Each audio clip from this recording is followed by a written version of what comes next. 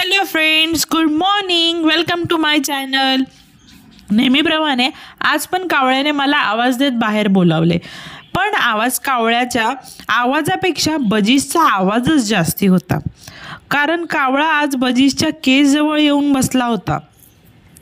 मी त्याला ग्रिलवर बसवण्याचा प्रयत्न केला, पण पुन्हा तो बजीसच्या केसजवळ येऊन बसला आणि केजमधील बजीसकडे पाहत राहिला, जसं काय त्याला केजमधूनच काहीतरी हवंय, त्याची कुठली तरी वस्तू केजमध्ये. तो आज असा का बिहेव करत होता मला काहीच कळायला तयार नाही. त्याला मी विचारलं काय पाहिजे. बजीस भरपूर घाबरलेले होते. त्याला मी चपाती दाखवतीये, त्याचं आज चपातीकडे बिलकुल लक्ष नव्हतं. मी काय म्हणते त्याच्याकडे पण लक्ष नव्हतं आज त्याचं. त्याला मी परत ग्रिलवर बसवलं, तुला काय पाहिजे विचारलं, पण आज त्याला चपाती पण नको होती. मला कळलंच नाही आजचं त्याचं बिहेवियर काय होतं. प्लीज फ्रेंड्स, तुम्हाला कळलं असेल तर मला कमेंट